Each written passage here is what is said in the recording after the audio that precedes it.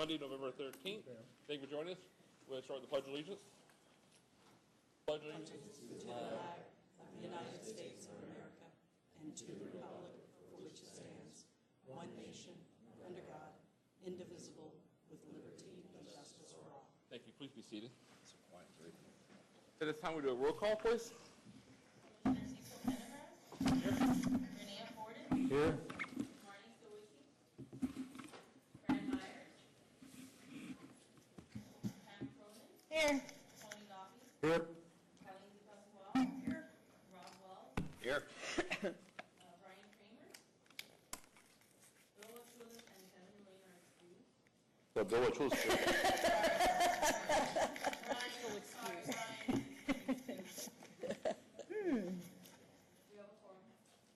Thank you. Thank you for joining us. And if we could, with the time, we would do a motion for approval of the October 12, 2017 TDC meeting. So moved. Renee seconds it. Second. Pam seconds it. Any discussion on the minutes? Any opposition? No opposition. Motion moves forward. Time we'll call public to be heard. Public comment from the floor. Anybody here from the public that wish to speak to today's meeting? Please come forward. Could come to the podium here.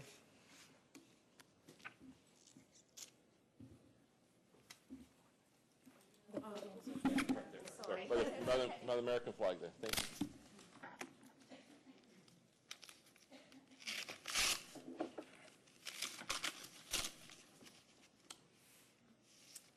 Good morning. Morning. Happy morning to everyone. My name is Jackie Lezak. I'm the president of the Fort Myers Beach Chamber of Commerce. I'm here to do a quick report on our upcoming sand sculpting event, which starts this Friday, the 17th of November, running through the 26th. The sand is out on the beach. I understand the poles are in. I understand the fencing is going up today. Our vendor placement is finalizing today. Tickets are out, and our advertising has been spread across the state of Florida in our major markets, specifically Tampa, St. Pete, Orlando, and Miami, Dade-Broward County area. So that is out, as well as a very intensive e-marketing campaign, which we're trying this year on Facebook. So we're mixing up a little bit and trying some different venues.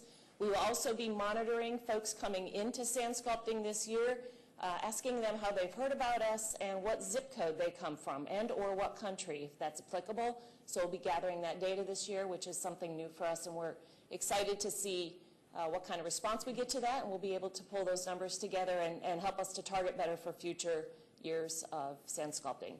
So thank you very much, and if anyone has any questions, I'll be over to the side in the back. Thank you for the update and good luck. I'm sorry? Thank you for the update and good luck. Thank you. Great event. Any other public at this time? And we'll move on to the municipalities be heard. Anyone here from any municipalities be heard? Judy? My name is Judy Zamarma. I'm the city manager of Sanibel. I just wanted to briefly update the board on where we are in preparing for season in light of Hurricane Irma. As of Friday evening, we've collected 167,000 cubic yards of debris, and for a lot of people that's hard to put in perspective, but that's 3,016 truckloads of debris that we processed on island, and that does not include the debris from Captiva, which we worked an arrangement with the county to be able to process that on the Sanibel debris site to reduce dramatically the haul times for the Captiva to help our neighbors on Captiva be ready for season as well. We've started one of the last phases, which is our large stump removal, and we had a goal of having trucks minimized by this last weekend, which was very busy on the island, a 3-day Veterans Day, and our goal is to be wrapped up very well and buttoned up before Thanksgiving, and we're well on the way of that. We also had a goal of not canceling any special events because of the hurricane, and Taste of the Islands, our 10K, et cetera, all went off without any issues. So had to alter a few routes and things, but overall, excellent feedback from our resort community as well as our residential community on our response. And I would like to publicly thank the county staff that worked throughout the emergency with us, Glenn, Dave Hartner, Lee Mayfield, Pete Witten, et cetera. Of course, your county manager, Roger DeJaneiro,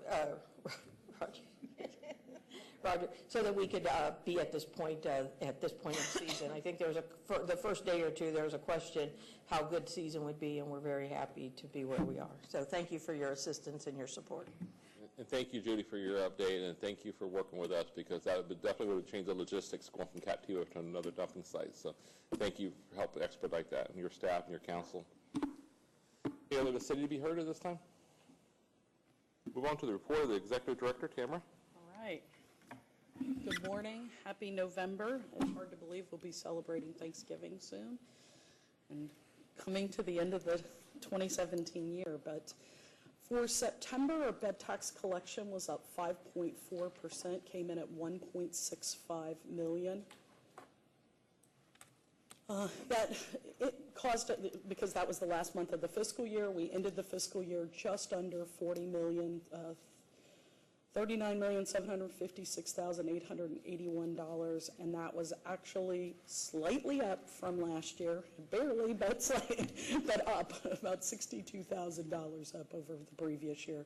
I think 1.6%, rounded up there, 0.2%. So.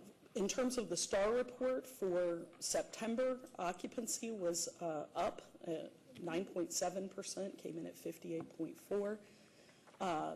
ADR came in at $110, up 6.3%, and the RevPAR, the two combined, of course, up 16.5%. So STAR report was very favorable for September.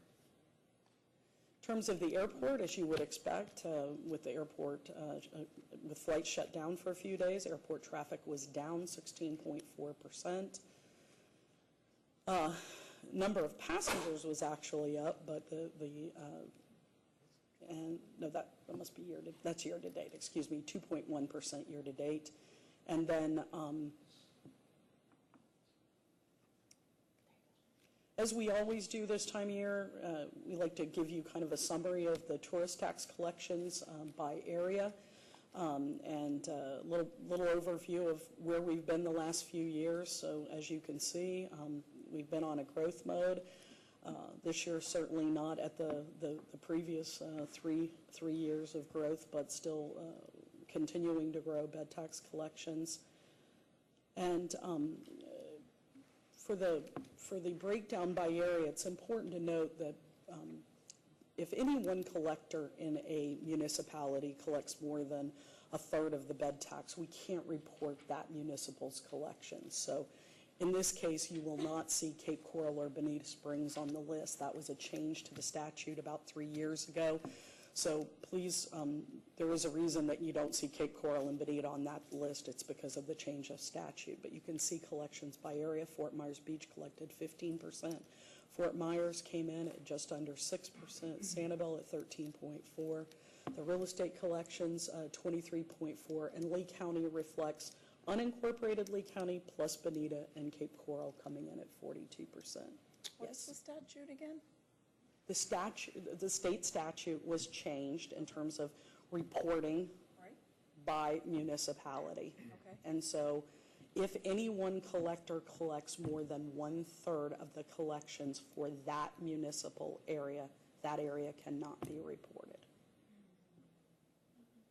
So if you flip one more, Bonita Springs is too much. you can see that changed for what applied to our fiscal year 2015. We previously reported those numbers.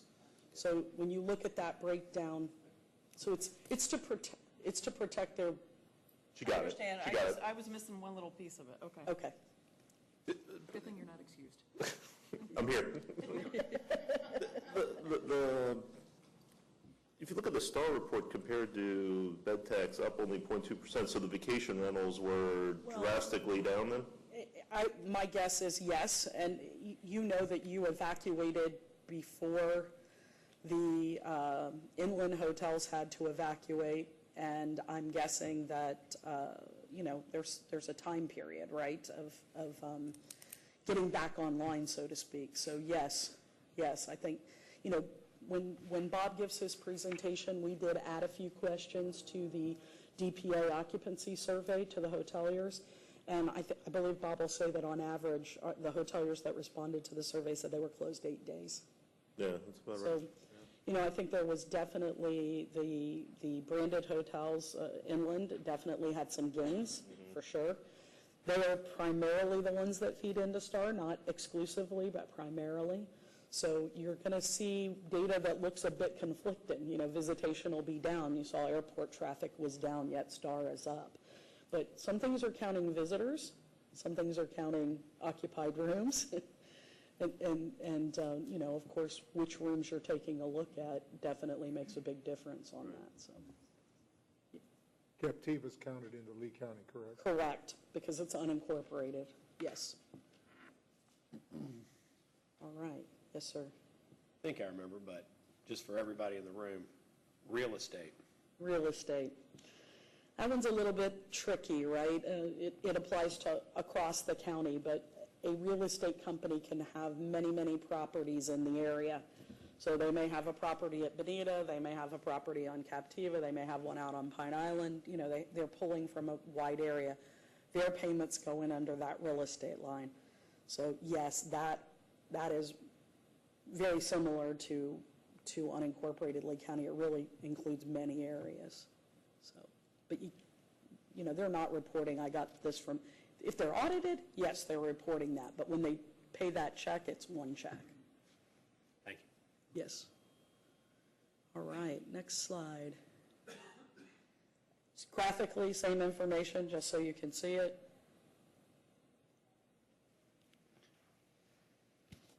I have a little bit of good news to share with you. Well, I think ending the year up was good news, but I will also tell you that we were contacted by the Gulf Tourism and Seafood Promotion Group. If you'll remember, a few years back we applied. These are some of the BP funds that have been set aside for marketing. And they have come back at us a few times and said, we have a little money left.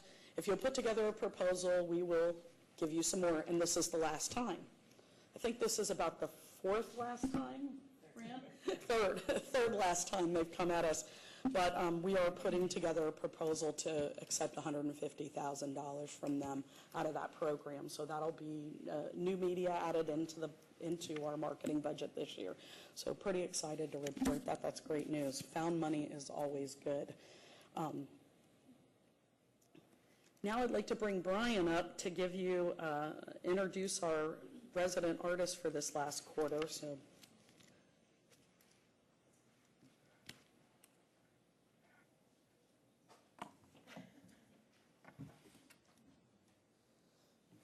Good morning, everyone.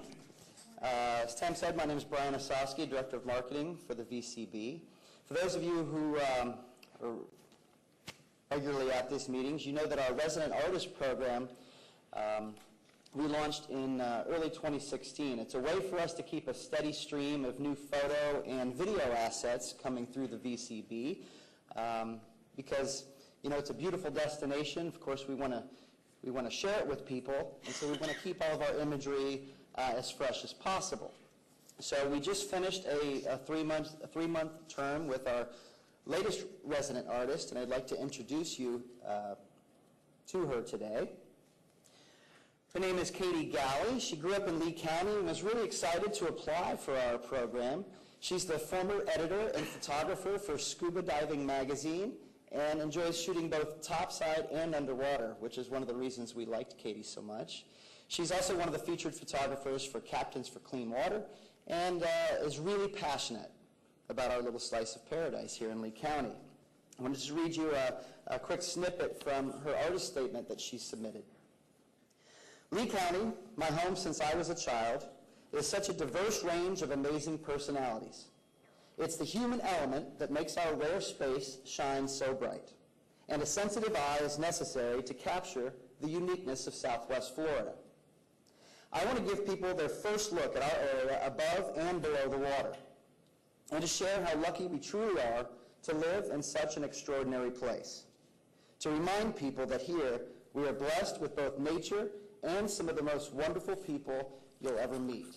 So this time I'd like to introduce you to Katie, and she's going to talk to you a little bit about herself and her experience as our resident artist. Katie, come on up.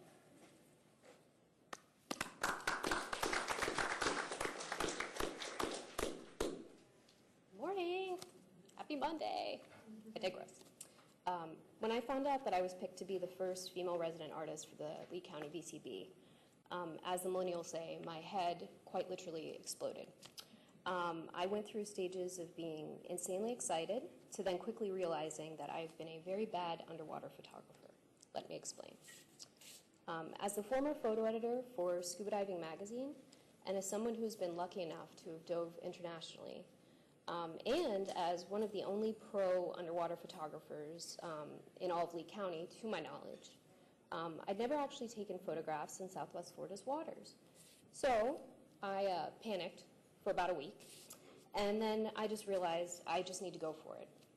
So I picked up my camera, and I was not only surprised with the results, but I absolutely fell in love with what I was seeing, which was a delicate paradise. Coincidentally, my husband had just purchased just the cutest little aluminum boat you've ever seen. And so after a bit of cajoling and promises of homemade meals, off we went into the magical waters of Lover's Key and Boca Grande. And it was there that I discovered some of the most amazing sights. Manatees lured by the sounds of Yanni to our boat, which is totally true. More seashells than I've ever seen in my life. And just the most wonderful, hospitable people hanging out at the sandbars and kayaking on their days off. Growing up here, we never actually owned a boat, so I could only experience the waters from the shoreline. And this adventure has made me fall in love with Lee County all over again, and to fully appreciate just how special and intimate our people in our waterways really are. The come-as-you-are lifestyle we have, which is like a mini pocket of the Midwest, is a rare thing indeed. And I cannot even begin to express how unbelievably grateful I am to have been presented the gift of seeing the real Lee County from this perspective. By the grace of God, this experience was such a beautiful reminder of why it is that I live here and what it is that I want to wake up to every day, which is shoreline, sunsets, great food, and truly incredible people. Thank you very much.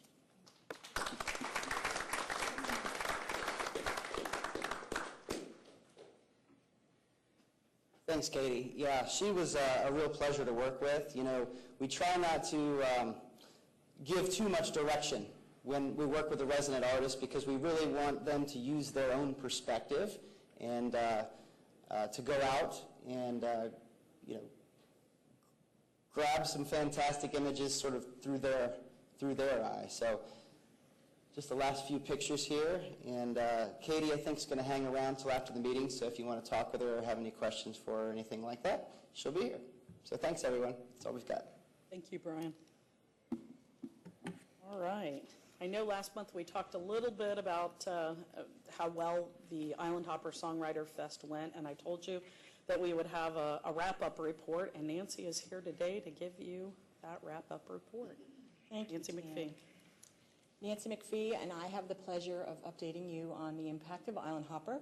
As you all know, this is the 4th year that Island Hopper took place here on the beaches of Fort Myers and Sanibel, and we are continuing with our partnership with iHeartMedia, Cat Country 107.1, to bring BMI songwriters into the destination. Many of them hit makers, songs you'll recognize on the radio. The writer came, Hall of Fame songwriters, Grammy award-winning songwriters. I want to just review that it's the VCB's job to market the festival and to work with our community partners, without which we could not do it. It's iHeart and Cat Country's job to secure sponsorships that can produce the festival. So they very much are part of the decision of where we go with Island Hopper. Right now, we haven't achieved the sponsorship we would like to expand it or to bring bigger names in. So it is right now remaining on Captiva Island, downtown Fort Myers, and Fort Myers Beach. So I just wanted to preface with that because a lot of communities, a lot of properties would love Island Hopper. The good thing is, at the TDC, I've provided the program book. There's bios for every songwriter in there. There was 85 this year. And many of our properties have taken it upon themselves to bring them back in and do their own thing. There's Songwriter Sunset series starting at Lover's Key next month. Twin Waters is bringing songwriters back. I know Sandy Stillwell has done the same. So it can happen. The VCB is here merge, to help you coordinate partnerships with talent. I wanted to start by just sharing a clip Hurricane of a Irma local. ripped through Lee County, the fate of the Island Hopper Songwriter Fest was unknown. But most of the festival's participating restaurants and hotels agreed the storm won't stop the music. And you can help with the Southwest Florida Hurricane Relief Fund. Over the next several days, the sound of music will fill the air throughout the beaches of Fort Myers and Sanibel. More than 80 singer-songwriters are gathering here for the 4th annual Island Hopper Songwriter Fest to perform at different venues on Captiva, Fort Myers Beach, and downtown Fort Myers. We need it right now. Hurricane Irma out there was a lull in business and business flow. We had to shut down our doors for a few days to let the storm pass and wait for power to come back on. And the Singer-Songwriter Festival is just going to reignite the economic flow to our area. No better way to do it. Most of the shows are free, with the exception of 5 ticketed events, including 3 new headline acts: Lindsay L., Brooke Eden, and Ray Lynn, each performing their own style of country music. The festival's organizer, the Lee County Visitor and Convention Bureau, will hand out cards with instructions on how to help with the area's hurricane relief efforts. Music has a healing power, and we are also sympathetic to those affected by the storm, so we are going to partner with the Community Foundation for the Hurricane Irma Relief Fund. So we are going to encourage visitors to donate back. Pinchers at the Marina at Edison Ford has been added to the list of repeat venues. There's now 2 poolside concerts and the Songwriters Roundtable at Sidney and Vern Davis Arts Center. The Island Hopper Songwriters Festival is held in late September and early October to help boost business in Southwest Florida at a normally slow time. For a complete schedule of dates and locations, you can go to our website. That's winknews.com. So we were excited to be able to partner, for unfortunate reasons, with the Community Foundation. And Francesca just updated me that while visitors that attended Island Hopper contributed to the fund, they've raised $1 million, which has stayed here in Southwest Florida to the 5 counties that the Community Foundation serves. So we appreciate it. So, as we mentioned, there were 85 songwriters. Part of the goal of the festival is to get entice these songwriters in. We couldn't do it without our lodging partners. There was 15 lodging partners that donated 69 rooms in order to house these songwriters. So what better way to get them to fall in love and be inspired is to stay on some of our coastal properties. And to date, Amanda may know better than me, I know of 2 proposals among songwriters while they're here in the beaches of Fort Myers and Sanibel, and 2 songs that have been written. This year there was a song about Sanibel, which I'm not sure we've shared with you, but we will. Oh, and there's been a baby born during the festival? Oh, okay. So the 85 songwriters, which is the most we've ever had come in, performed 157 performances, all of them free.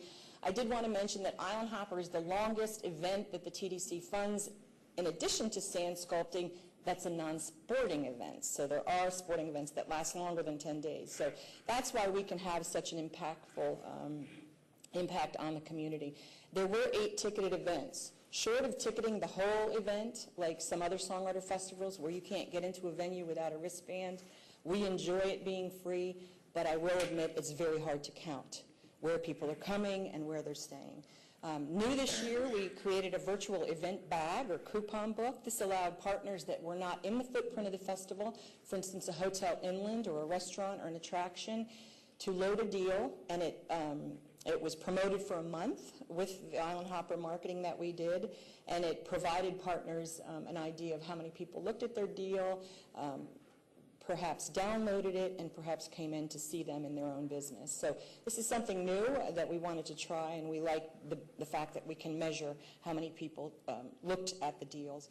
Again, I already mentioned the charitable partner. We long have wanted to partner with someone that would give back, and this year it was Hurricane Irma. Hopefully in the future it can be fostering future songwriters.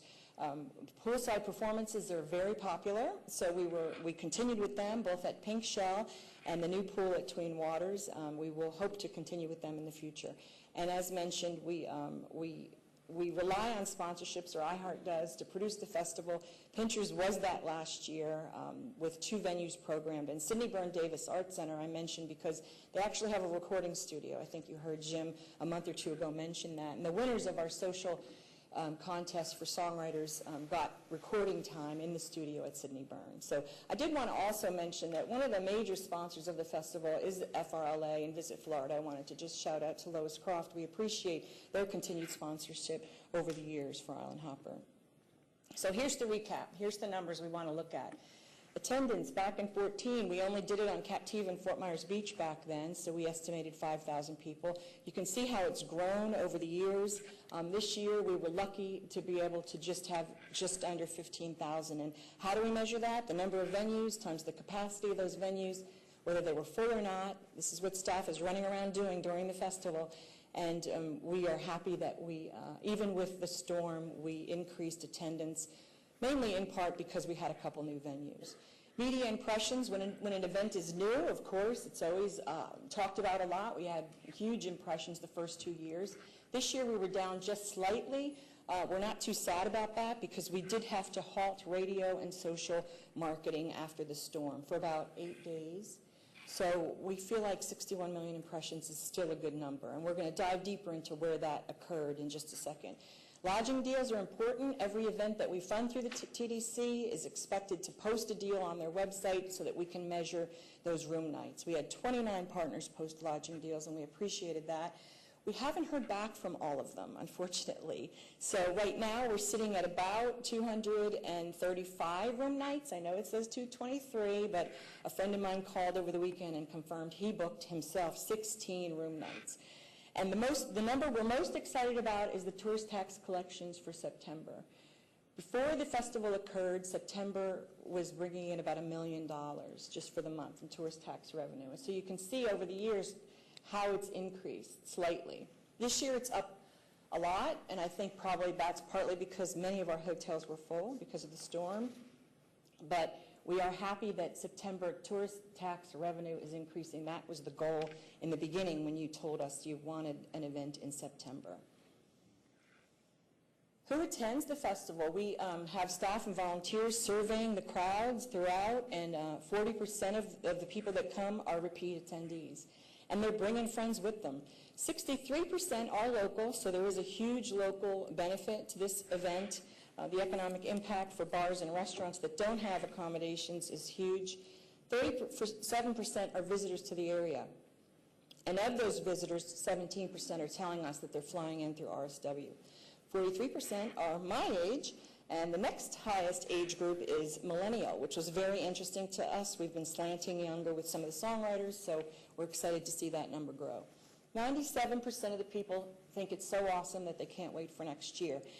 Henson Point, we had one gentleman that emailed us in August, and he is a corporate executive from Hershey, Pennsylvania, and he indicated he just happened upon the festival the very first year, went out to Captiva, couldn't believe all the music and the activity happening in late September. He's come back every year, and he's bringing friends with him, and he was the one that confirmed with me over the weekend that he booked 16 nights. He stayed on Captiva, downtown, and Fort Myers Beach. So that's the kind of thing we like to hear about. It's now his annual vacation. How long are people staying? Like Rex, 14% are staying 4 nights or more. He stayed 16. 11% are staying 3 nights, and 9% are staying 2 nights. Many, of course, as we said, are local. So the whole VCB touches this event. Every department, from visitor services with their volunteers, to sales, to marketing, to PR, touches it. And I think that's why we like it so much, because we all work hard all year, and then we get to enjoy interacting with the people that we've brought here. So it really is very enjoyable. The sales team takes us on the road. They might not have a fully dedicated display like Jackie is here in Key West, but the big one is the New York Times Travel Show. I sent 20,000 pieces of Island Hopper collateral to that show. That'll happen again this January. Key West Songwriter Festival, we have a huge presence because we bring staff down, and they canvass the area, they interact with consumers, and this is one of our team, Jackie, in the display in their green room. So there's a few other mentions. So we appreciate that. Just 2 years ago, one of the sales staff, Candace mentioned, we need to take you on the road. So that's what we've been doing. So 35,000 impressions thanks to the sales team. Media is the big one, probably 26 million impressions of that 61 million figure I gave you is for paid media. And these are examples of some of the print ad pieces that we place. You can see we place out of area with our partner logos, and then in area, we're lucky to get a lot of comped, like Happenings Magazine, Florida Weekly, to us, and we're able to carry the sponsors that do support the festival with us on those placements. Here's an example of where we went with our paid media. I mentioned Florida Weekly. We buy the East Coast, and they comp us local. A new one this year was Sunseeker, Allegiant Air. We had 1.2 million impressions on the in-flight magazine that we placed advertising in. Destinations Magazine is the former travel host, so it's placed right in hotels. And the big one was the Florida Press Association. I want to thank LA for helping us land that one, 12.4 million, which is a variety of in-state local newspapers. iHeart is, again, that's why we partner with iHeart, because they have the power to buy media. And these are some impressions of our commercials. Again, we did have to pause for 8 days when the storm hit to be thoughtful. And we would like, I think we're going to play. Do I click or are you going to click? Okay, go ahead. Ready? Yep. The 4th annual Island Hopper Songwriter Fest is still happening on the beaches of Fort Myers and Sanibel because nothing stops the music. Enjoy the music at over 150 small venue performances from 85 artists, including Danny Myrick, Even Stevens, and Natalie Hemby. And buy tickets now for headliners Brooke Eden, Lindsay L., and Ray Lynn. 10 Days of Music kicks off September 22nd. For headliner tickets and full lineup, visit islandhopperfest.com. So that's an example of an out-of-area placement. Local placements you probably heard all over Cat Country. Mentioned a lot of our sponsors, the Tourist Development Council. So the impressions were significant for iHeart, even with the pause.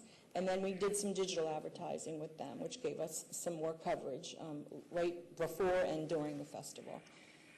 We did some geofencing, and Brian, you can jump in if I say it wrong, but I digest geofencing as throwing a cast net over mobile devices in geo-regions, and this type of advertising pops up on their devices. And that's what we did in Key West in May. This is a huge festival, 20 years old, a lot of the same consumers we would love to come to our festival, so that garnered us 3 million impressions, and in addition, we did some more programmatic buys and co-op leading up to the festival, and these are examples of what they look like.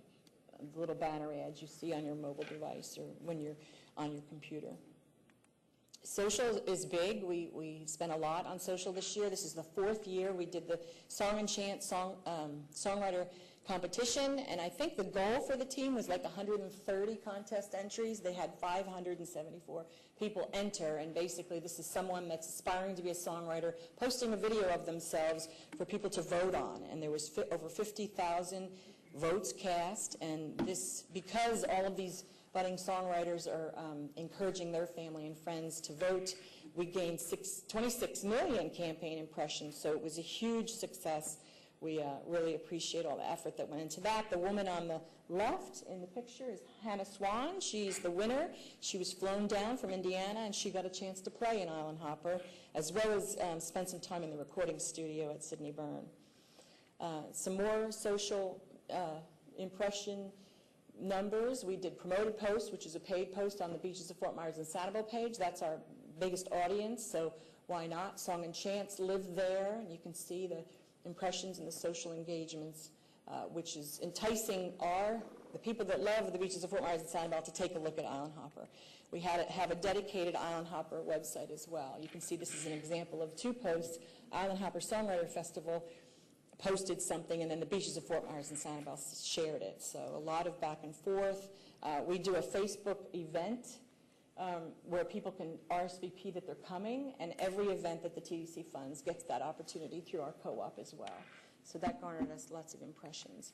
I want to just give a shout out to our internal social team. You know we have a social team with the agency, but we also have a group of people that do a good job internally. Courtney, Josh, and Amanda owned the Island Hopper Facebook, Instagram, and Twitter pages, and you can see they had generated a lot of interaction on that. It was really fun to watch them interact with the songwriters, who then interacted with their own fans, so it really was successful for us. PR did a great job getting the word out about songwriters. Sounds Like Nashville is the screenshot of a piece that aired with gaining 171 million impressions. But notably, this year was the first year we had an international publication, the Toronto Star, come into the destination during Island Hopper. So we're looking forward to her coverage of not only the destination, I believe she went fishing and did a few other things while she was here, but her story on Island Hopper. And we're hoping to see that next month. So good job, PR team. All right, I think that I'm winding down. I just did want to say that we're already identifying opportunities to promote next year as we move forward. We're happy to talk to any partners that have ideas on making it better. I know some of the partners in the room were affected by Island Hopper, so if you have anything you'd like to share or any questions, I'm here if you need me. Any questions this time from the council? Well done. Comments? No. I said this last month, but honestly, Nancy, Cindy, and Amanda just, continue to hit this project out of the park. I mean, it's a total team effort, but really those three ladies really lead this effort. So big hats off to them. So give them a round of applause, please.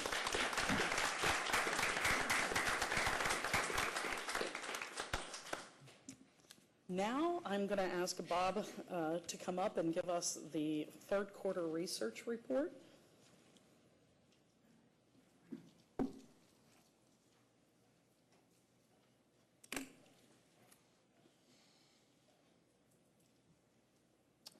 Thank you, Tam. I'm Bob Dominy from DPA. Been here before. I just have to point out how tough it is to talk about a bunch of numbers after something as cool as Island Hopper's Songwriter Fest, but it's the job that I signed up for, so let's go. One thing some of you might have noticed is that there were these little chocolate lobster lollipops at all of your places this morning. Those are from Maine. And this is sort of the brotherhood of hurricanes. We actually had our own small hurricane a couple weeks ago that knocked out power to half of our residences and businesses for at least 2 days. Nobody hears about it and reads about it because Maine is sort of, nowhere. It's off the map. But, we felt in some small measure your pain. And so it's a brotherhood. Okay. Overview, seasonal highlights. I'm going to tell you some things that aren't going to make you that happy, but there's some good explanations. First of all, we see visitation down by about 8%, and that is not something that you hear from your STAR report, for example. But again, I'm always in the position of explaining that the work that we do here in Lee County is looking at all kinds of accommodations, and that you can imagine that there are a number of kinds of accommodations that are not sort of STAR report participants that were down significantly, not reporting to the STAR report, and many, of course, of those accommodations actually picked up some traffic in and around the hurricane from what I would call hurricane refugees. So that would primarily explain the differences. In terms of expenditures, you see they're actually down much less. In fact, I would call those numbers in total millions as well as just lodging itself almost within the margin of error. Of course, available room nights were down, affected by September.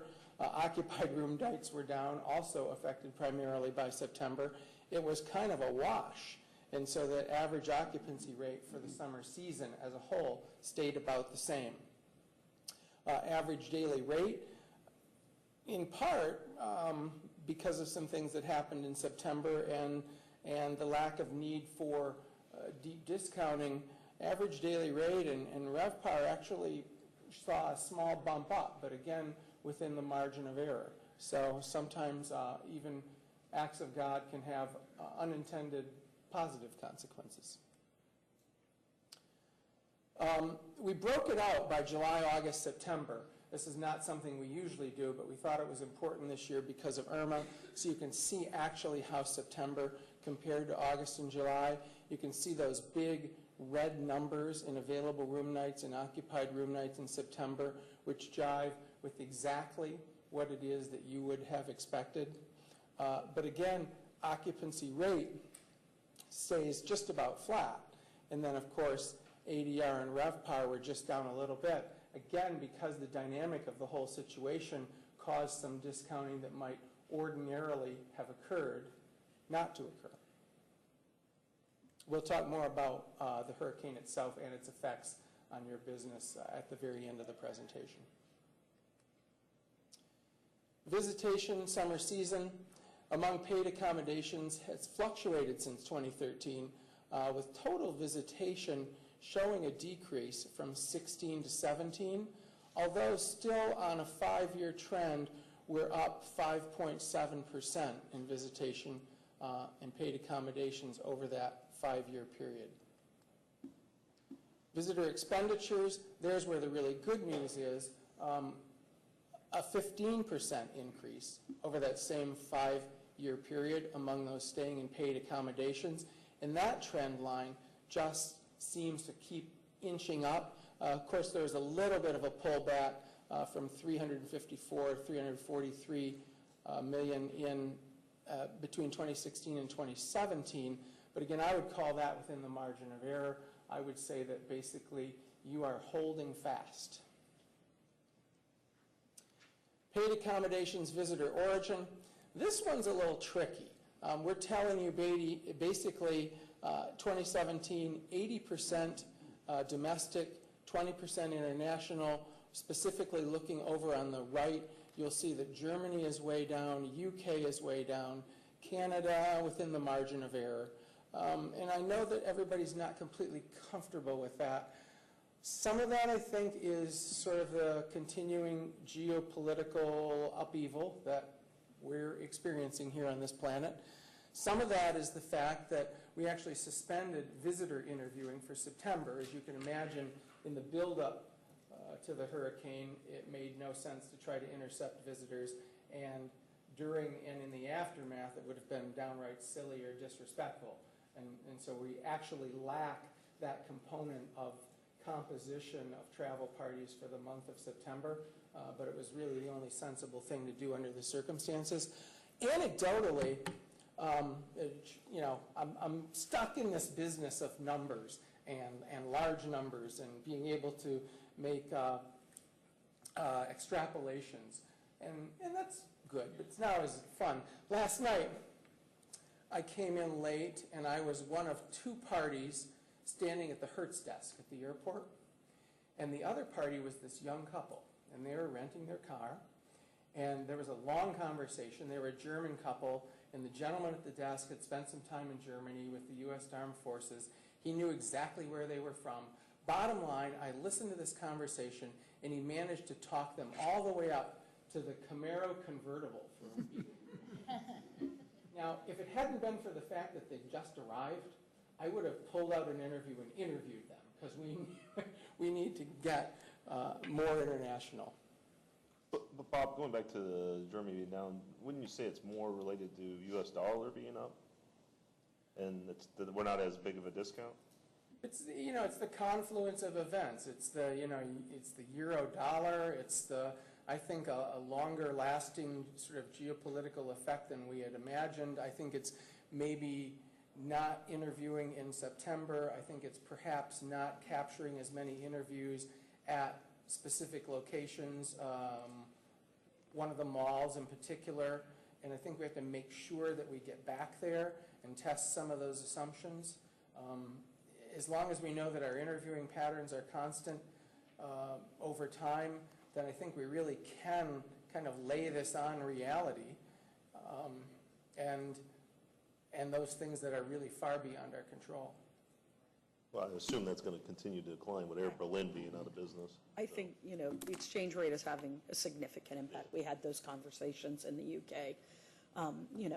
It's a fact. It's not the bargain it was, right? And so, I still think they get the better end of the stick, since when I go over there, I'm paying a premium for everything I buy. They're still at a discounted rate overall, but it's not what they had come to expect. Kills us on our work in Maine. I mean, we're looking at a situation where our biggest international market is the Canadian market, and of course, that's 75 cents on the dollar now. You can imagine what that has done. It's only, in Maine, only been offset by the fact that if you want to go to the beach in Maine, you don't have a lot of choices. And so, we still do get those migrating to the Maine coast. Yes? Do we have a number on German visitors over the course of each month a year? So my assumption would be that if you didn't survey in September, that would be one of the biggest months of German visitation into the area, but I don't know whether that's accurate or whether there's just not a lot of other people. And so when I come across a lot of Germans in September, it seems like that's a month they come a lot. I think to some degree you're correct. That is certainly a popular time for German visitation. It's holiday season for them, Summer, fall. August, September, October. That time frame is certainly very popular. Bob and I had this conversation. I'm like, when I talk to you, when I talk to the hoteliers, I think everyone knows, domestically, international visitation is down between 6% and 8%, some countries more, some less, but our numbers are showing a higher percentage down, about 24%. We think some of that is survey vagrants, for sure, but, these are the numbers that we have. We continue to, benchmark this and try to track it. But I think definitely not having September, Rob, is a hit to those numbers for sure. But as Bob said, it was the only option we had. Yeah. Surveying didn't make sense in September. The other thing that goes on is, of course, there's a massive amount of data that's collected that underpins this program, and the actual statistical thinking behind a program like this is you don't really want to produce estimates over too short a period of time because your samples are too small and it becomes unreliable and unbelievable. That's why sort of a quarter becomes, or a season becomes, the sort of most reliable, most believable amount. On the other hand, a lot of this data does exist at the monthly level, and so there are things that could always be deep dives. They're possible. It just isn't a way that we would normally summarize it. So it exists, is my point. Paid accommodations, visitor origin, domestic, primarily in the summer season from the south. No big surprise, with 19% from Florida, 37% then from the Midwest, 17% from the Northeast, and 4% from the West. On the right-hand side, actually, I'm instead of pointing, this is how I know it's Monday morning and not some other morning like Thursday, which I reached into my briefcase this morning to pull out my pointer and put it in my jacket pocket, and I got here and I pulled out my pointer and it turned out to be my pen. So I'm having to give you these directions as opposed to pointing.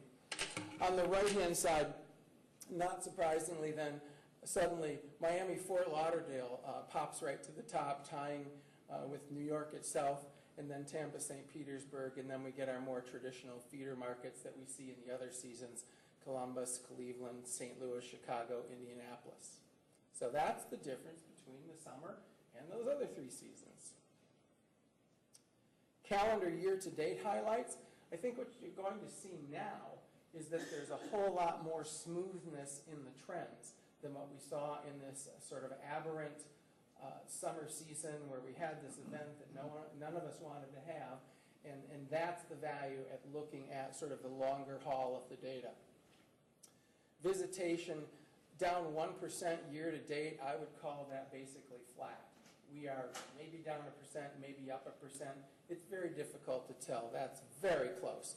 Expenditures, again, it shows as up. Let's feel good about that. Honestly, within the margin of error, but very strong in lodging, very strong overall.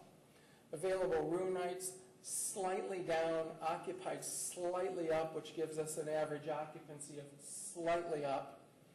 And again, average daily rate and RevPAR both up a little bit. I would say year to date, we're basically holding even with 2016.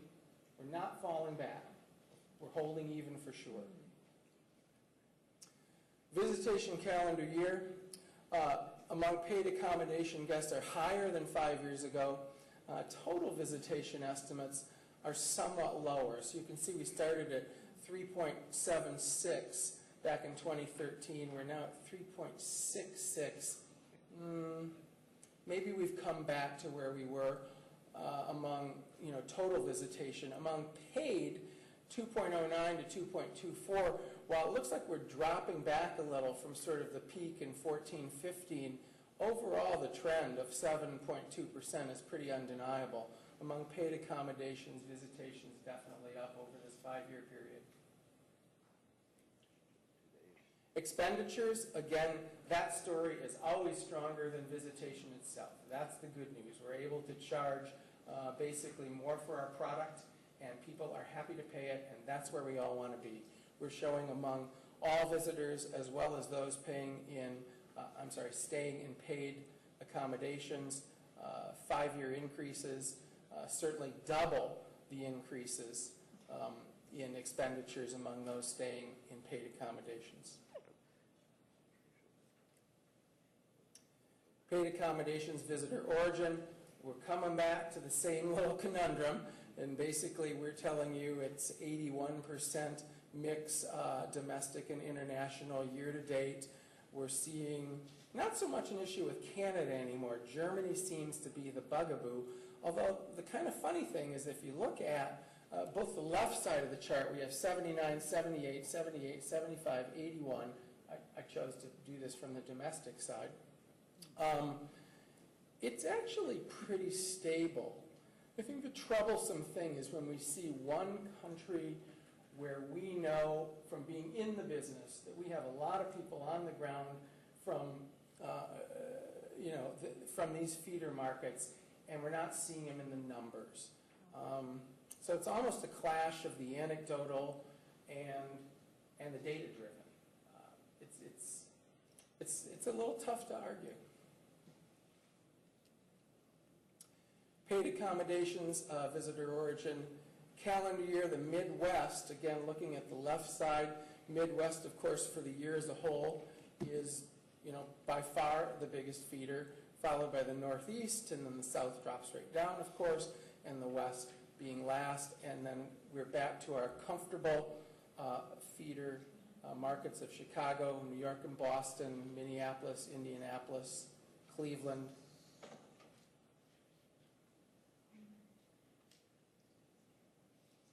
Lodging industry summary. I want to take a minute before I jump into this, and we'll move through this pretty quickly. But there's something very important here about our model that has a lot of meaning for you guys. In that, in terms of visitation estimates, the most important single data collection element for visitation estimates are the interviews that we do with the lodging managers.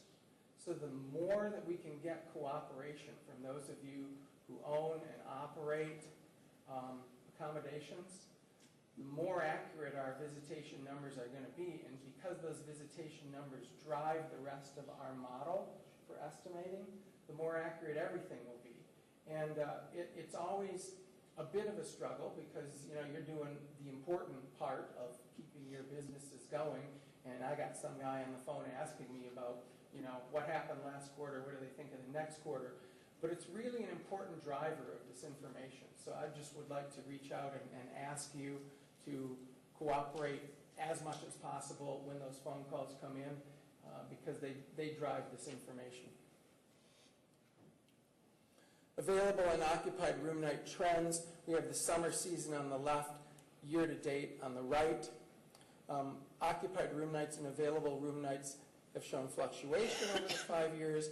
We have a decrease during the recent summer 2017 season, and I think we've already sort of seen that some of that decrease came from September, and we're not terribly surprised by that. And then you jump over to the right-hand side, look at year-to-date, and you see that we're very nearly flat, a drop of 10,000 in available and actually a bump up in occupied room nights. All property types combined, average occupancy has been on the rise since 2013. Summer season, we're up 13.2% on the left over this 5-year period. 7.9% for year to date, again, over this 5-year period. basically flat from 2016 to 2017. Now we have in your packet the same information by property type. I'm not going to go through this now. It's in the package. Please take a look at it. If you have questions, reach out to me, Tam. Yes? I do have one question on property type. Condo vacation home, we record this by condo vacation home paying bed tax and that actual bed tax collected, or in the survey, staying in a condo or vacation home? Not that, this is not reflecting. Not reflecting bed tax. So this is on a... To the occupancy survey, correct, Bob? Yes. In those occupancy surveys, you have these condo vacation home owners responding to your survey, or that's the survey that you're doing like at a certain location around the county? That's not the certain location around the county, though there is some information that is collected there that can be brought to bear on it. It's obviously not quite possible to sample a huge pool of people. So there's some imputation of data points in that. So this is typically management companies who have vacation rentals that are responding to the survey. Okay. I will say to you, that is the one of our challenges in terms of number of respondents. You know, I think the more folks that we can get from that group participating in the survey, as Bob said, I'd like to see the numbers on the survey overall increase, but that is one area. And I think you see, Rob, when you look at that breakdown for the summer season, you see that impact of the hurricane because, you know, they have certain terms, right? If they didn't move in on Sunday, then, you know, you lose the whole week. So there's some things going on there. That's a great point. Are there any of the booking groups participating with the survey? So is there any way that like...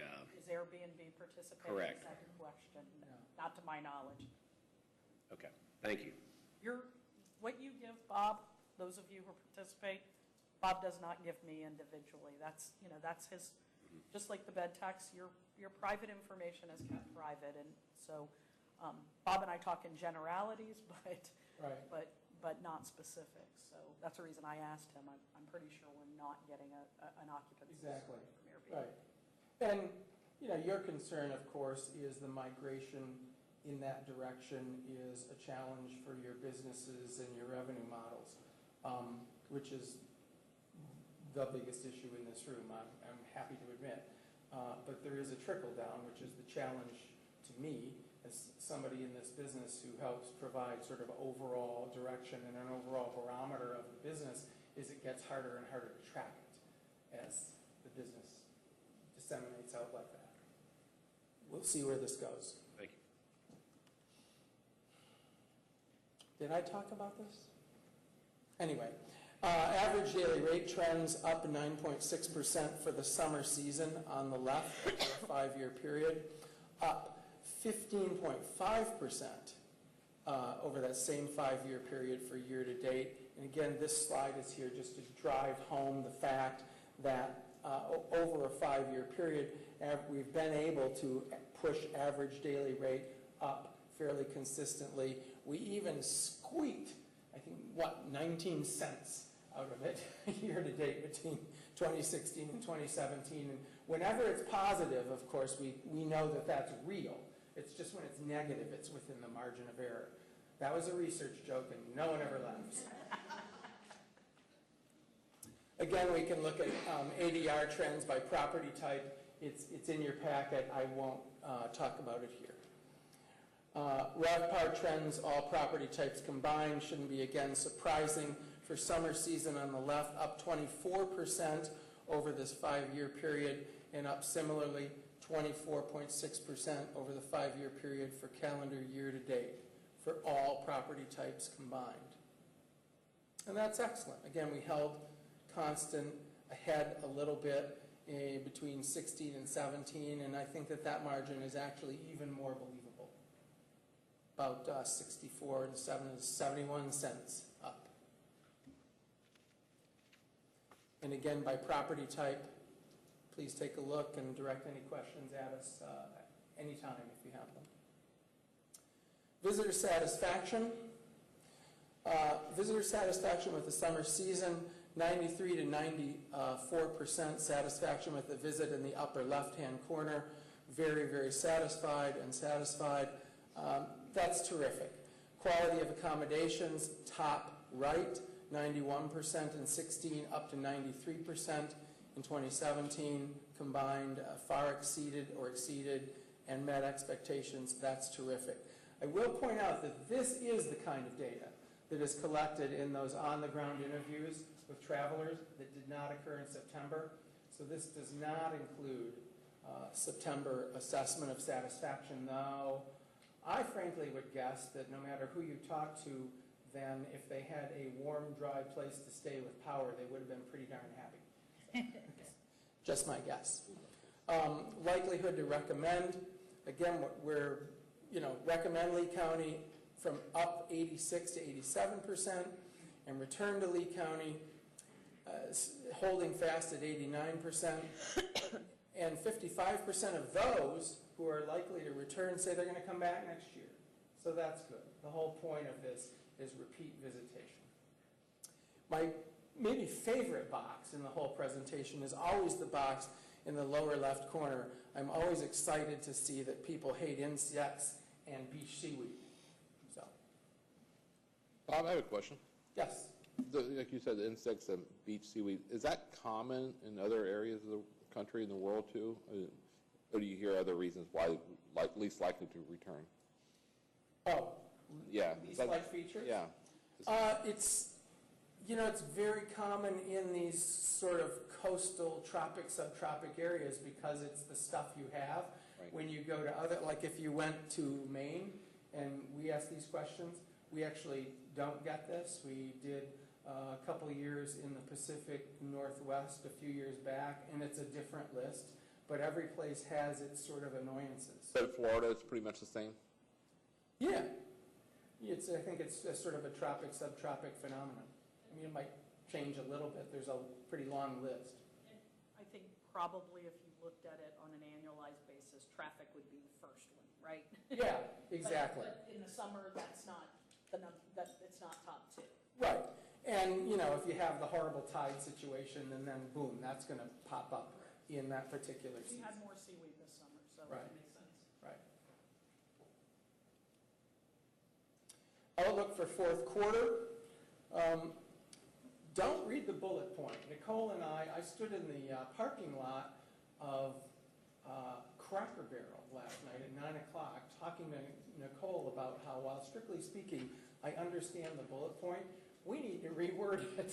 But the real message here is that looking over a 5-year period at property managers' projections for the fall season, we are a little bit down where we were from 2016. If you look at top 2 box, 66% to 63% in terms of, let's call it optimism. Not a huge change, but a lot more people are expecting things to be the same as opposed to up. So 2017, the coming season, people are feeling like it's going to look like last year. It's not going to look like 13, 14, or 15. When was that data taken? I'm sorry? When was that data taken, would you say? It was, and that's the confusing thing about the bullet point, which you're not supposed to read. The bottom line is this snapshot about what the expectation is of the fall is taken in the summer, and that's where the words get mixed up. So we're talking to people in that summer season, and those are interviews that took place in July, August, and September about what people are expecting for October, November, December, and a lot of those interviews actually did occur in September because the model calls for us to get relatively recent input from accommodations, at least about their expectations. And so that, too, is probably colored by the fact that the hurricane happened. I mean, there's a little bit of a depression factor. So I wouldn't be surprised if, in reality, survey timing aside, that the outlook for 2017 really looks exactly like 2016. 2016, I think we had a little bit of a depression factor in there when everybody's battling everything. Tam? Historically, you're a little more pessimistic than things turn out. Oh, yeah. When we've, sort of compared this data to end result for that quarter. Of course, a lot of this is last minute bookings. I was just talking to one of our hoteliers and he's like, we're getting same day, we're full, but it's filling up day of sometimes. And so those things impact, how you respond to these surveys when you're looking at pacing reports. I mean, I give a lot of these talks, and sometimes I actually get questions like, well, why in the world do we do this all the time? Well, one of the answers to the why in the world do we do this all the time is because when we look over this particular 5-year period and we see this unbridled optimism for 3 years and then we see a little bit of a pullback for a couple years, then that's the message of this to this group of people and to a larger group of people that now is a great time to have our eye on the ball. And to bring it back to that unbridled optimism. And that's why we do this all the time. Hurricane Irma, I'll give you just a quick summary. You guys probably know more about this than we do. But again, in talking to the properties, 81% were closed for some period of time. And among those, the predominant period was less than 2 weeks. So, 1 day to 2 weeks, 8 days, I think, has popped out.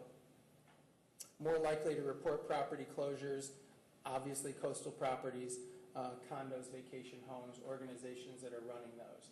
So again, that's where a lot of that decreased. 1 in 4 properties had a booked meeting or convention conference that was canceled due to Irma. And that's the yes, more than one, yes, 1, 21% plus 7%. And of those, most of those will not be rescheduled. They're canceled altogether. And so that was a net loss. I don't really need to tell you about it other than to raise it to the level of statistically reliable from sort of anecdotal. Lost revenue, 4 in 5 properties report having lost revenue due to Irma. Majority having lost less than $50,000. 1/5 did not lose any revenue as a result of the hurricane. Again, this is based on lodging manager interviews. And you believe this when you go back to the numbers from the beginning of the presentation and see that there was not a huge downturn in expenditures. So this, what people are telling you about what they lost individually actually jives with what the industry told us as a whole about what happened. And some of that, again, was made up for by, as I'll call them, the hurricane refugees trying to find a warm, dry place with power. Bob? Yes. So to go back to that question, you didn't ask them about room revenue. You asked about revenue, right? So that's a difference because that would include all the meetings or any, like I canceled 5 events myself. I mean, we're local. I can't. So it isn't just people who were traveling in who probably canceled things that were coming in. So that's not just room revenue, correct? Correct. The way you asked the question, it could be food and beverage, whatever you're expected. That's surprising. Yes. Well, the only thing I'd say, though, is this was surveyed in September, right? Yes. So then I think everybody was a lot more pessimistic versus the amount of business we've got relocated to us because of the keys being closed and whatnot. Okay. Right. Then I think the outlooks would be a lot better if you took the survey again, that the recovery was much better than expected. Okay. Yeah. Right, there's the when you're in the middle of it, how bad does it seem, and when all the dust settles and your monthly financials have come in, where were you actually? And that is totally something. Yeah, my attitude when I was without power for 14 days at my house was completely different than that. I hear you. Even, like I said, sympathetically, even I ran a generator for a week 2 weeks ago. And we had the air on, you had the heat on. That's the difference. Bob, thank goodness, right? Bob, I think, I may be wrong, I think the hurricane questions were like the first 2 weeks of October is when we got through those. Yes. So in terms of context, I mean, it probably was not completely enough time, but it wasn't right in the heat of the hurricane either. So, Obviously, we get asked these questions, so that's why we wanted to gather the data while it was still fresh. Yeah, my expectation is if you were to do that survey of what you feel is on the books and pacing for future months would be a lot more positive than what you're seeing now. Right. I always get my timing a little messed up. Tam is, she leans on us pretty hard because she wants us to interview for the previous season immediately following the previous season so that we can be at this meeting in very short order. It's, I would say, a compressed schedule, but, you know, if everybody leaned on us this hard, they'd all get products that are as good as this one. So thanks for leaning on us. Property damage, this gets into the whole property casualty area, not something we typically track, so this is sort of the hurricane adjunct. 4 and 5 properties sustained damage due to the hurricane, majority reporting minor to moderate, and again that plays out in the pie chart on the left-hand side, and on the right-hand side, level of damage sustained, moderate, minor, the total of that's about 75%. And then on the right at the bottom, expenses incurred as a result of property. Again, this is property casualty. Looking at the bottom of that chart, we get down into the where we had over 100,000 or 250,000. Hurricane Irma preparation, 3 and 4 properties report they were well prepared for Irma. And that's great, considering that right up until, and again, I'm watching this from afar, I'd say up until 48 hours prior to it hitting, basically everybody thought it was going to be an East Coast storm. And so you guys got ready in a hurry, though my guess is living down here, you know not to trust the weatherman all the time. So 3 and 4 people felt that they were prepared. And then 3 and 4 properties felt communications received from the VCB were helpful. And this also had an open-ended question attached to it. And I read just the other night all the responses to the open-end, and by and large, the not that helpful, not at all helpful, and don't know, all came from people who said, I didn't have any internet, how would I have known? So the bottom line is, to the extent that people were able to take advantage of what the VCV was putting out, I think they found it helpful and supportive. And that's our wrap for summer season. And thank you very much for the opportunity to present. Thank you, Bob. Thank you. Any additional questions for Bob? No, good. All right. With that, sir, my report is done. Thank you. Great report, Amber. Thank you for the updates. It would next be the report of the Sports Development, the Executive Director, Jeff Milkey.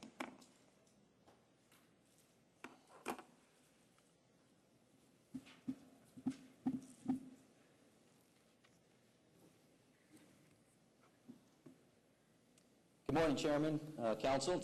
It certainly has been a while since that you've heard a sports report. Before I do that, I want to also recognize Tam and her staff for an amazing Songwriters Festival. I don't get out there and do a lot of stuff as a fan or as just a person who lives here. And if you've not gone to Songwriters Festival, you absolutely should. It's one of the coolest things that we do in this community, in my opinion, and I hope that you just keep supporting that and continue to make it better. So, Tam, congratulations to you and your team for a fantastic event. So, sports development, our 3-month report last month turned into a 6-month report this month, so bear with me. I'll go through it fairly quickly. We're clear back to April. So, the packet is, you have the event-by-event breakdown in your packet if you'd like to see that. This is a high-level summary of it. 6,700 room nights, $3 million of direct spending. Some events we pointed out, National Collegiate Roller Hockey was at the stadium. We're working with them to bring them back. Soccer Skills Unlimited was a new event. Florida Youth Soccer Association. We continue to compete against the Polk County facility that was built 7 or 8 years ago as their state headquarters on trying to get our share of FYSA events due to their contractual obligations to meet Polk County's contract. So, but we did have a number of those. Here's, I think, what everyone likes to see now is this historical trend line, which turned out to be, our second best April that we've had. So, so all in all, a very good April. Rolling into May, 12,000 room nights sold, $4.3 million of direct spending. Florida Women's Bowling, I got to mention, Gary, I think, is in the room somewhere, and Allison. They worked really, really hard over the last few years to create these relationships with the bowling community. We used to just do one, and it was always about every 5 years, but now we're almost a regular rotation, and these bowling events are significant. They bring in 1,000, one of them's bringing in 750 people per weekend for 5 consecutive weekends. You've got the men's state championships. This last May we hosted the women's state championships. We have the youth coming up. So kudos to Gary and Allison for really creating this relationship where we're now one of the most respected amateur bowling communities when it comes to hosting tournaments. We had Perfect Game Memorial Day, 3,900 room nights of our 12,000 was that, and I'll talk about that in a minute. FHSA Baseball Finals, one of our marquee events. We are in year 2 of its third-year contract, which was its second third-year contract. So this was year 5 hosting it, and for the first time ever, we moved it from JetBlue to the Century League Sports Complex, and that was because one of the weekends went over Memorial Day. So here we have this dilemma where we have this huge Perfect Game event that's traditionally over Memorial Day. It's one of the biggest Memorial Day tournaments in the nation, and now we also have Florida High School State Championships that same weekend. So we work closely with the Twins, thank you Mark, and the Miracle, to really transition that event for the first time away from JetBlue into CenturyLink, and it was a really nice way to highlight these assets we have in our community. We don't just have one fantastic spring training venue, we have 2, and to show kids in our state and coaches and all of the parents and FHSA that we have all these facilities in our community was pretty cool experience. And then also we've worked really hard to bring Florida Half Century softball back to Lee County, which had been missing for a couple years, and it was back in May. So you can see that our May is starting to go back up. And the reason I mentioned Perfect Game at their 3,956 room nights was back in 2015 when our May was at its best, was when Lake Point, Georgia opened, their new 8-field baseball complex.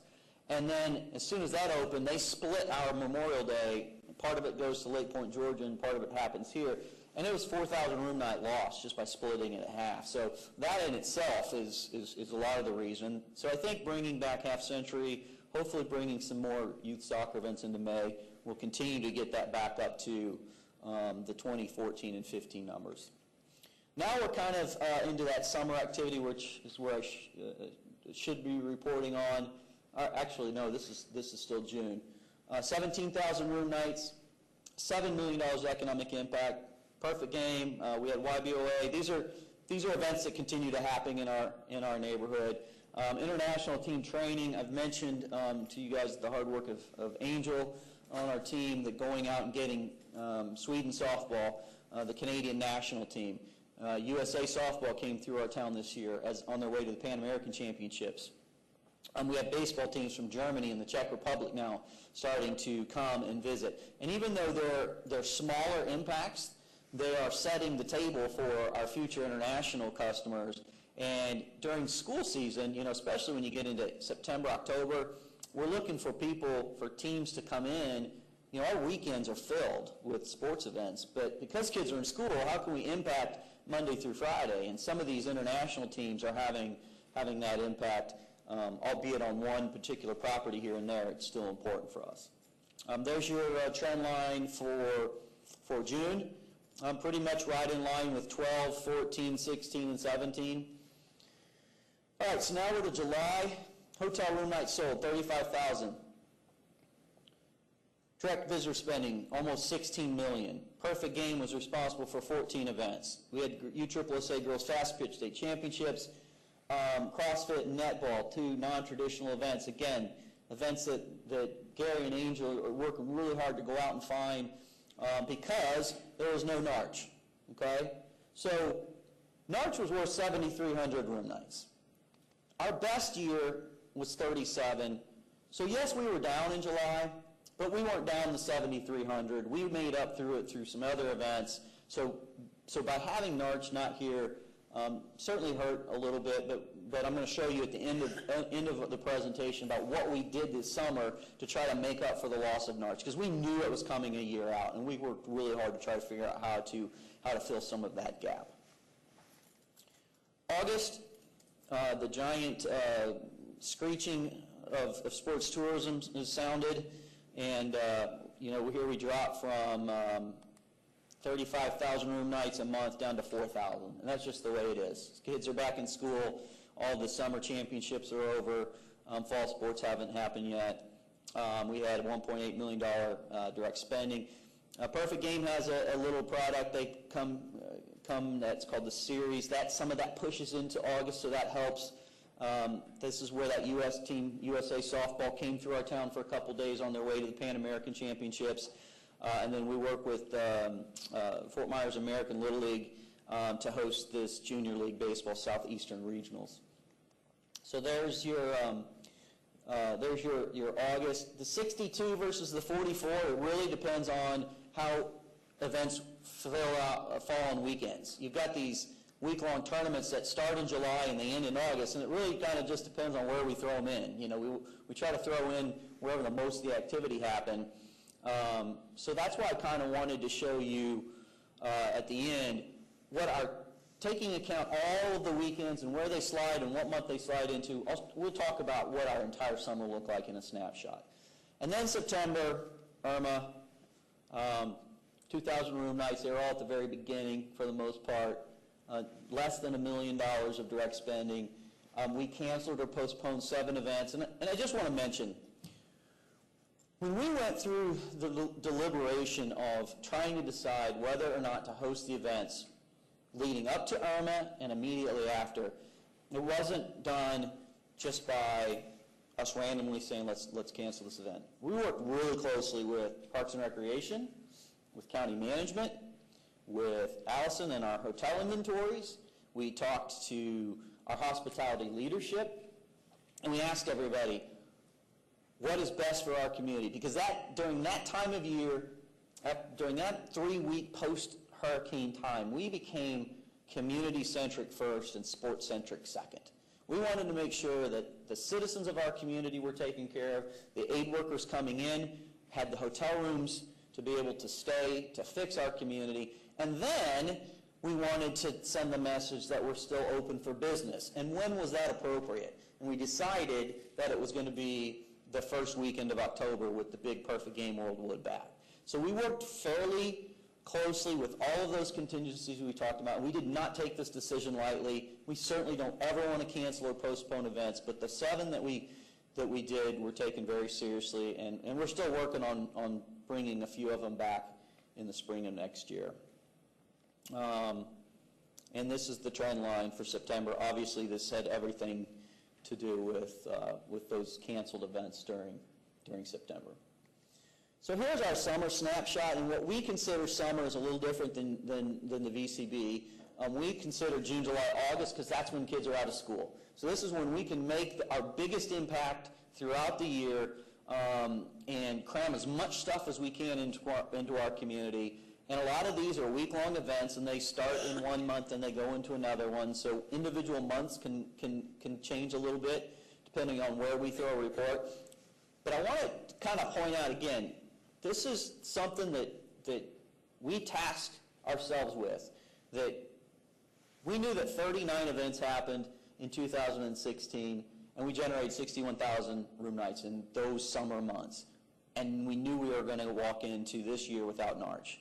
So Gary and Angel and I, in partnership with Allison and our Parks and Rec department and everybody else, said, how can we make a positive impact on our community knowing that Narch is not going to be here? So we added 11 more events. You see the 50. So they may not have all been the size of Narch, but we're adding bulk to try to make up for some of what happened. And some of those were indoor sports, and they almost made up for Narch being gone. But I just wanted to make sure you all understood that, Stan, that we see times of need. We are very strategic in the events that we go after and the time of years that we're trying to fill spaces. And when we know that an event is not going to take place that has traditionally been here, I think our team worked really hard to try to make up as much as that as possible. So didn't make it all up, but we came close. So with that, any questions? Questions from the council? Great. Awesome. Thank you for the update, Jeff. Next, new business. Tamara, quarter budget report. Yes. So we have for you a fourth quarter budget report in the file, and if it is acceptable to you, I'd like a motion for you to accept the report as presented. I'll move 96% of budget. Second, please. Second. Then Colleen seconds. Any opposition? No opposition? Motion passes. Thank you. Thank you. And next for council information. We'll go ahead and start.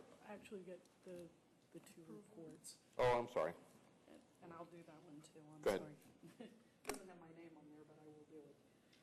We sent you, well, I sent it to you before, but I sent it to you again last week, a copy of the strategic plan and the annual sales and marketing plan, and I do need a motion to accept those. I have made one change to the strategic plan, and it is in your packet on page 7. I added a footnote under asterisk a couple of the weaknesses and indicated that any solution to those challenges would be explored in conjunction with the impacted communities. We certainly don't operate in a vacuum, and obviously we would, of course, work very closely with any impacted communities as we try to address any of those weaknesses that we've identified in our area. I will note that there's nothing in the plan that addresses those two specific points, but just for clarification, so that if anybody was to pick up the report, it would acknowledge that we will work very closely with the impacted communities. So whoever makes the motion, we can say that includes the changes, please. Anybody? Any questions? Or yes, sir.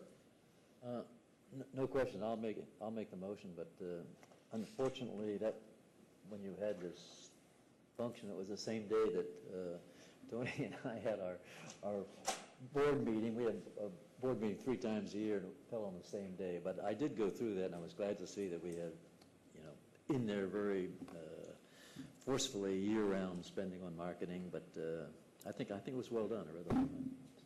And you have my motion. Is there a second? Second. Any other discussion? Any opposition? Motion passes. Thank you. Thank you. Good now, Tam? Yep, I am. Okay, we'll go back to council for council information. Pam, we'll start with you. I don't have anything, just happy holidays. We're getting into the wonderful time of year, and hope everybody's very thankful for, first of all, missing Irma and not being totally devastated by that, but just for all the wonderful things we have here in Paradise. Thank you. Mayor Swicky? No, just last meeting. Thanks for everything. Well, thank you again for your years of service and everything you've done the last 4 years. And thanks for being so involved and so engaged. I really appreciate that. So thank you. Thank you. Good luck. Renee, any comments? Yeah, I probably should have asked this of Jeff, but maybe I should go back to sleep. But where are we on the old Red Sox stadium down there? What's happening to that facility? The Red Sox stadium? The old one downtown. Yeah. Jeff, you want to address it, or Glenn? It's really, just be using it right now currently for FSW. They're using it for games. It's other events over there. The other teams are using it for other events, but that's it. No major league talks at this time. Jeff? No, you're exactly right. We have I think we're in year 3 of a 10-year contract with Florida Southwestern State College to house their men's baseball and women's softball program. So they're everyday training, and they have got both fall seasons and their spring season. We use it when we can. A lot of the international teams that Angel's bringing in, the Team Canada and the Sweden national softball team, they land there, and they end up using those locker rooms for all their activities. Roy Hobbs playing there right now as we speak. So we're still using it as a sports tourism venue, but we're more secondary to the needs of Florida Southwestern State College. Thank you. Yep. Mr. Chair, can I just add to that? Go ahead. I would just say I think the ballpark was our most impacted facility in dollar terms as a result of Hurricane Irma. It is still operational. Ball games will still be played, but some of the viewing areas are not usable. I think one or two of the offices were impacted, Jeff, but so just along with the challenges of programming it in full, we also have the Irma impacts to deal with. And it's interesting, the city of Fort Myers is putting together their Midtown plan. I think they certainly want to talk to the county about the future of that facility as part of the plan as it develops, so stay tuned. Thank you. Thank you. Anything else, Renee? No, that's it. Good. Colleen? Just an announcement that the Chrysalis nominations are now open, and we'll accept those through the end of the year. We've already started receiving those. That event is planned for April of 2018, so get your nominations in. Great. Thank you. Just a couple items. Obviously with Irma, we dodged a bullet, and those of you who don't know, there's several hotels down in the Keys that are not opening up till 2018. Hawks Cay being one, they laid off 360 people 2 weeks ago. So those of us in the hotel business that are always looking for staff, there's a good source of people that are looking to commute up because there's no jobs down there right now. On a positive note, Condé Nast came out with their top resorts from Reader's Choice, and 3 made the top 20 in the area. Gasparilla Inn, La Playa, and Pink Shell all were voted in the top 20. So. Good job. Well done. Congratulations. Well done. I've been thinking about this for 2 meetings. How much did we spend on the emergency spending for Irma on a marketing basis? Was it 500 total? That was with a partnership with Collier County. There was a portion of marketing money that we spent here with Lee County to make sure everybody knew we were open. And then there was a portion, I think, that was non-emergency related that we spent on maybe marketing for the airport issue. Correct. Is that correct? And that total was about 500? The emergency funds was $500,000. Was that The joint marketing for the air service is 175, and that also includes our friends from the Port Authority as well. We might ought to look into that. I think the more I think about this, the more I think we have this rare opportunity where a lot of beachfront communities are either offline or they're perceived to be offline. And we're constantly trying to find new tourists to come to the area. If you get somebody that comes here, it seems like we do this great job of making them really happy. Satisfaction's always a huge number for us. And I don't know how to propose it other than just to say maybe we should consider spending a little more money. I think it would do twofold. I think it would, and I'm talking about on a one-time kind of spend. It would clarify that we are open for business because there's a lot of misconceptions. But at the same time, it might help us get some people that would be introduced to this community when they normally travel to one of these areas that's offline. And this offline area is going to be huge. I mean, it's going all through the islands all the way up to the Middle Keys from a number of different storms this year.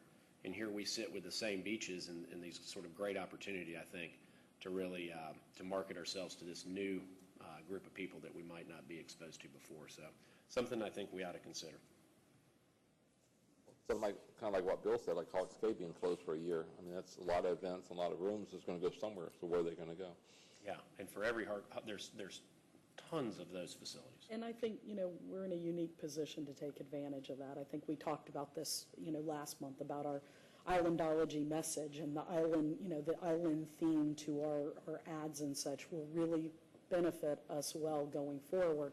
If you'll remember, in addition to that money, we also had some supplemental money we added into the budget for this year that we didn't have last year that's being spent on fall marketing. So I think we're in a really favorable position, and I will defer to Brian to talk about how we get into those details, but certainly it is a unique opportunity, and we are keenly aware of that.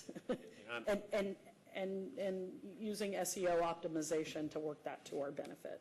I understand our current marketing idea. I'm talking about actually seriously considering going out and spending another large sum of money on a sort of one-time basis to really go after this group of people that I think are going to be looking for beachfront destinations in the, I guess, late spring, all through the summer months moving forward this year.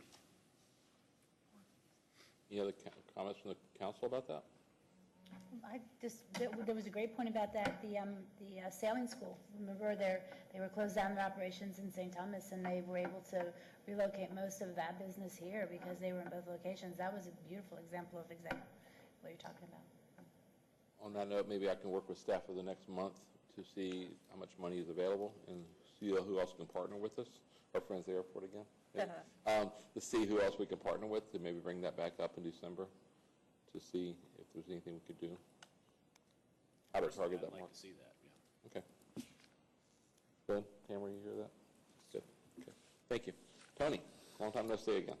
Nothing, just kind of reiterate what Pam said about everybody having a good holiday, good safe holiday, and good times coming up. Great. Thank you. Renee, go ahead. Just a reminder, our next meeting is at Pinchers on First Street next to the marina, December the 14th at 3 o'clock, is it? 3? Isn't it 3 o'clock? 2:30. 2:30, all right. Just as a reminder. What was the date on it again? 14th. 14th. Back to our normal day. I just have a couple updates real quick. I had the opportunity last week to travel to London at the World Travel Market Show with some staff with Tamara and Pamela. And of course, Pamela went for a boat ride while me and Tamara were working the whole time, but everything was good. That's another story. But, I just want to say, we have great staff, and I knew what they do. I know what they do every day, day in, how much effort they put into market Southwest Florida and what they do. But let me tell you something. You've been in the business longer than I've been, so you know what the market is. And we really have to stress to our state leadership how important to us here locally in Southwest Florida. We want to stay in the market, be competitive. It's a market out there. I walked one day, saw the whole market, and there's countries out there, A, I didn't know even existed, and B, that spent hundreds of thousands of dollars for the 3-day show to get people to come to their beaches and their hotels. Because there's sunshine everywhere in the world, and there's beaches throughout the world, and there's a market out there. And that's why it's really important that we continue what we're doing and what you do as far as putting money back into it to get this market. Because they may come here once or twice, but we want them to keep coming here. And it's a big market out there. And the other countries are stepping up. I saw Brazil out there. I saw Venezuela and all these hundreds of other countries out there just marketing and trying to pull people away from us. And it's something we have to stay diligent about. And thank you to our staff for everything they do.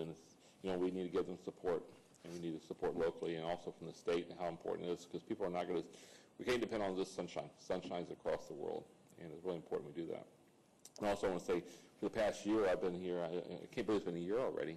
Next week we change our leadership here at the Porter County Commissioners. We do a rotation, and the new chairman every year picks a new rotation for the appointments to different committees and stuff. So I've enjoyed my time here this past year. Love to be here again. Hopefully I have your support if I choose to do that. So if you want to support me, please let me know. I'd love to come back again for another year. I feel like I just started, and we've got a lot of things we need to finish, and I want to support staff, and I want to support this council to get those things done. So thank you. Any other comments? Go, you have anything? I'm good, thank you. Okay. And we'll go ahead and adjourn then. Thank you. You adjourn. Thank you for the chocolate lollipops, Bob. Yes. Yeah. It's all been fun. That really is. I didn't realize it was that close. I've been